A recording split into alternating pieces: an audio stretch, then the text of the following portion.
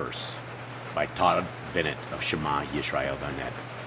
Shalom all. Today is day 1 of month 5 on the Creator's calendar, also known as July 30th, 2022 on the Roman calendar. We know it is day 1 because the renewed moon was sighted last night. All month long it has been easy to track the scriptural days because they have been in sync with the pagan reckoning. In fact, the last 2 months have been in alignment until now. Roman adherents follow a solar calculated calendar and are observing July 30th today. July is the 7th month on the Roman calendar, named after Julius Caesar, the first deified Roman emperor. Of course, those who follow the Pharisees are observing day 2 of the month they call Av. Close, but no cigar. That is because they do not observe the renewed moon as a sign in the heavens. Rather, they calculate the beginning of the month and ignore the signs. Clearly, neither of these calendars are correct, yet followers of Yahushua are caught in the middle of these two opposing forces. This is not too different from the power struggle experienced by followers of Yahushua nearly 2,000 years ago. History can be our guide as to what the future holds for those who follow Yahushua. It is important to remember that Yahushua provided warning and an escape plan for his disciples as they sat on the Mount of Olives. When he spoke of the judgment that would befall Jerusalem and the temple, he told his disciples to watch for the signs. He specifically stated, "Then many false prophets will rise up and deceive many, and because lawlessness will abound, the love of many will grow cold. But he who endures to the end shall be saved. And this good news of the kingdom will be preached in all the world as a witness to all the nations, and then the end will come. Therefore, when you see the abomination of desolation spoken by the prophet Daniel the prophet, standing in the Kadesh place, whoever reads, let him understand. Then let those who are in Judea flee to the mountains. Let him who is on the housetop not go down to take anything out of his house, and let him who is in the field not go back to get his clothes. But woe to those who are pregnant and to those who are nursing babies in those days. And pray that your flight may not be in the winter or on the Shabbat. For then there will be a great tribulation, such as has not been since the beginning of the world until this time. No, nor ever would be. And unless those days were shortened, no flesh would be saved. But for the elect's sake, those days will be shortened." Matthew 24, 11 through 22. Now these words are often applied to our future, but it is clear they were intended for that generation. He was describing the events surrounding the Roman invasion and ultimate destruction of Jerusalem and the temple in 70 CE. We know from history that the followers of Yahushua in Judea did, in fact, flee to Pella and other areas east of the Jordan River. They watched for the signs and heeded his advice. They didn't wait to be raptured. They acted and moved. They got out of the way of the judgment that fell upon those who remained in Jerusalem or sought refuge in Masada. Thankfully, Yahushua has promised a deliverance for those in Babylon as well. The warning given through a voice from heaven declares, "Come out of her, my people, lest you share in her sins, and lest you receive of her plagues." Revelation 18:4. The logical conclusion is that if you come out of Babylon, you will not share in her sins or suffer her plagues. In contrast, if choose to remain in Babylon, you will share in her sins and suffer her plagues. The choice appears to be ours. Leaving Babylon is multifaceted, as I have discussed through the past weeks. Assuming that you want to come out, the question remains, how do we know when to leave? Well, Passover and unleavened bread are what the playbook, the Torah, provides as our guide. As a result, it is important that we know when to observe these appointed times. The Torah tells us that Passover occurs during the dark portion of day 14 in month 1. The Feast of Unleavened Bread occurs the following day, day 15 of month 1. So you need to be able to determine a day, a month, and a year in order to celebrate Passover and unleavened bread properly. Then you need to actually celebrate them on the right day. The Passover commemorates the entrance into the covenant by the covering provided by the blood of the Lamb. The Feast of Unleavened Bread then celebrates the deliverance of those who are covered and in the covenant. The Pharisees developed a tradition to merge the Passover meal with the first day of unleavened bread. That is a historical fact that they admit, and it is also an outright error. As a result, all those who follow their traditions will typically be a day late in their observance of the Passover, and that could have tragic consequences. Recall the death of the firstborn on Passover night in Egypt?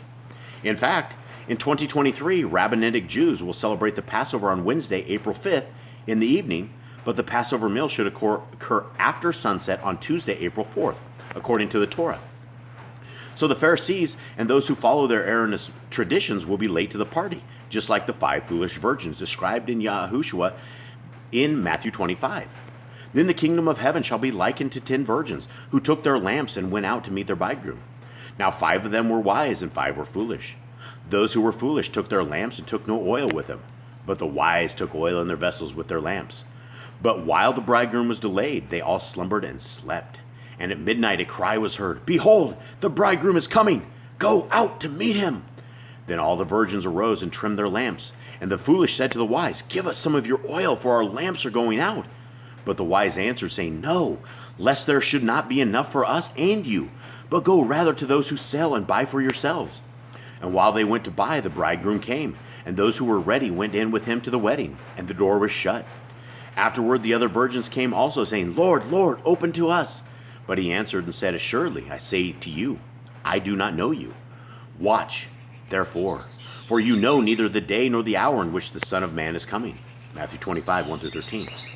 In order to be among the wise, we must watch and be ready. That is part of the rehearsal embedded within the Passover observance.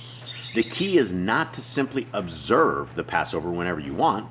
The lesson is to be on time and not be late. Sadly, we are living in a time when lawlessness abounds. That phrase is not referring to societal or anarchy. It is talking about people ignoring and disobeying the Torah. Christians claim to love Jesus, but they reject the Torah. They are clearly lawless. They think the Pharisees are legalistic because they obey the Torah, but Yahushua called them lawless as well. Matthew 23, 27, and 28. They follow the oral Torah of the rabbis rather than the Torah of Yahuwah. Muslims claim to revere Isa as a prophet, but they do not actually obey the Torah of Yahushua. As a result, the followers of these religious systems and most others are all lawless. So lawlessness abounds on this planet, and many will pay a terrible price for following blind guides. They are placing their lives in jeopardy because they are believing lies and practicing those lies. Yesterday, I had a young Orthodox Jewish couple in my office signing their estate documents. They were very nice, and they brought their 4 children with them because they were on their way to an appointment for the kids. Those little ones were adorable, and it wasn't until they were getting ready to leave that I found out the objective of their next appointment. While I was finishing up the documents, the mother called the doctor's office to tell him they were running late for their appointment to get the children's second COVID shot. My heart sank when I heard that, but that is what many Jewish rabbis are promoting. They are teaching that it is a mitzvah to get vaccinated. Since they believe the vaccine is a cure and protection against a killer virus, they are doing something good for society. Never mind that you are injecting foreign substances into your bloodstream that impact your DNA. Just trust the science and submit to those in authority. These parents believe they are doing a good deed, but they are likely harming their children. This is a prime example of how parents pass on curses to the next generation. Parents have the ability to transmit blessings or curses to their children. It's not necessarily some familiar spirit that gets inherited and needs to be cast out. Sometimes it is simply a physical act or learned behavior transferred by example. For instance, I hope that I have taught my children the importance of keeping the Sabbath. They know that we do not work on the Sabbath under any circumstances. Nada. They also know that there are blessings associated with obedience and curses associated with disobedience. As a result, while they are under my authority, they obey the command. My prayer is that I have been a solid example for my children and instilled the importance of honoring the Sabbath day as a way of honoring Yahuwah. I pray that they continue to walk in obedience so that they will be blessed. I want to transfer a blessing to my children, not a curse. Consider for a moment Lot and his family. As I mentioned in a previous message, he surely knew better than to mix with the wicked and perverse inhabitants of Sodom. Nevertheless, he chose to dwell there and raise his family in an environment that was crying out for judgment. Genesis 18:20. Now many do not realize that the judgment rendered upon Sodom, Gomorrah, Admah, and Zebulun was likely tied with Passover and unleavened bread. Recall that Lot made a feast for the messengers who came to rescue him, and they ate unleavened bread. Genesis 19:3. Nevertheless, the parenting skills of Lot and his wife must be questioned. Recall that Lot's wife turned back and was destroyed. I like to suggest that she was probably going back to get her Louis Vuitton purse that she forgot. Obviously, I'm being facetious, but I'm just trying to make a point. It appears that she couldn't let go of something in Sodom, and she would rather look back to judgment than to follow the messenger to safety with her husband and daughters. Now consider the fact that their daughters later felt it was necessary to have sex with their father. Oh, Houston, we have a problem. Where on earth would they get such an idea? Hey, let's get our father drunk and have sex with him so we can bear children by him. Really? That was such a bizarre notion and showed no faith in Yahuwah to provide them with a future. It was really crazy, since they could have remained dwelling safely in Zohar, but instead chose to live in a cave. Could it have been the influence of their surroundings? Was this a result of their parents subjecting them to the depravity of Sodom? I strongly suspect that was the case. Lot's wife ended up dead, and he fathered the Moabites and the Ammonites, along with a generational curse. An Ammonite or a Moabite shall not enter into the assembly of Yahuwah, even to the 10th generation. None of his descendants shall enter into the assembly of Yahuwah forever. Deuteronomy 23:3. Actions have consequences, and all of this traces back to the mother and father. So curses can flow from bad parenting, along with poor teaching and false traditions. Along with teaching my children about the Sabbath, I also want them to understand the importance of meeting with Yahuwah at his appointed times. I try to emphasize that Yahuwah only has one calendar, and he is very specific about how that calendar is reckoned. As a result, it is important to diligently follow his commands and properly keep his appointments. It will be a great day when the entire world is following the same calendar built into creation, not one created by rabbis or promoted by popes. Of course, we know that day will come. Through the prophet Zephaniah, we understand that Yahuwah will restore a pure language. For then I will restore to the people a pure language, that they may all call on the name of Yahuwah to serve him with one accord. Zephaniah 3:9. This is describing a reversal of Babel, when the languages were confused and the people were divided into the nations. Aside from a common language, the only way that we can serve Yahuwah in one accord is if we are all operating on his one true calendar. The calendar described in the Torah at Genesis 1:14 uses the sun and the moon. The solar calendars found in the Dead Sea Scrolls do not qualify. They add to the Torah and take away from the Torah, just like the Jewish and Roman calendars do. Only those who follow the calendar described in the Torah will be in unity and on time for the feasts. We know that this will be important in the future. And it shall come to pass that everyone who is left of all the nations which came against Jerusalem shall go up from year to year to worship the King, Yahuwah of hosts, and to keep the Feast of Tabernacles. And it shall be that whichever of the families of the earth do not come up to Jerusalem to worship the King, Yahuwah of hosts, on them there will be no rain. If the family of Egypt will not come up and enter in, they shall have no rain. They shall receive the plague with which Yahuwah strikes the nations who do not come up to keep the Feast of Tabernacles. This shall be the punishment of Egypt, and the punishment of all the nations that do not come up to keep the Feast of Tabernacles. Zechariah 14:16-19. This demonstrates how important the feast will be in the future when Yahuwah is king over the earth. Zechariah 14:9.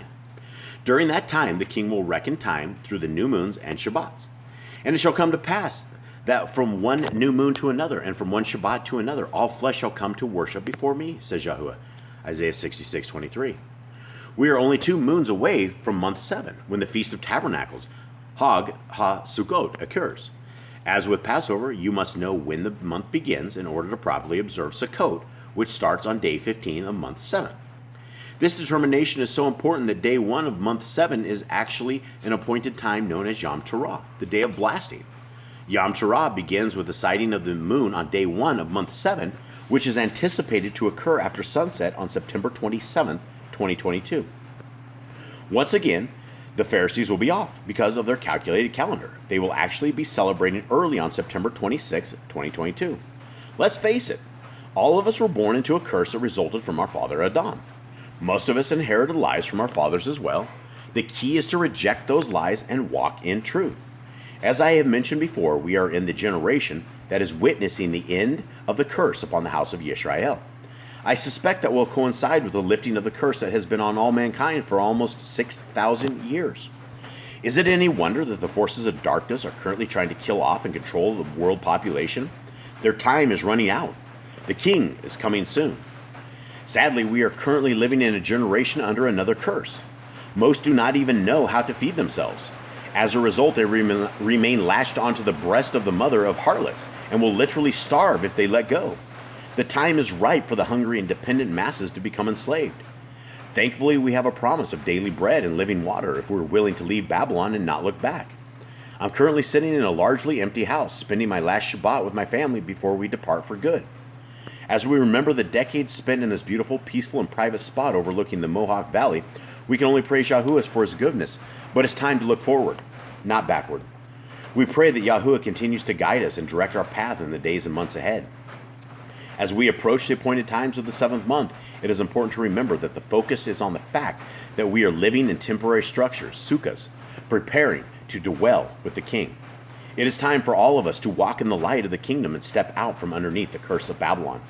An important part of that journey involves meeting with Yahuwah at the waypoints that he established through his appointed times.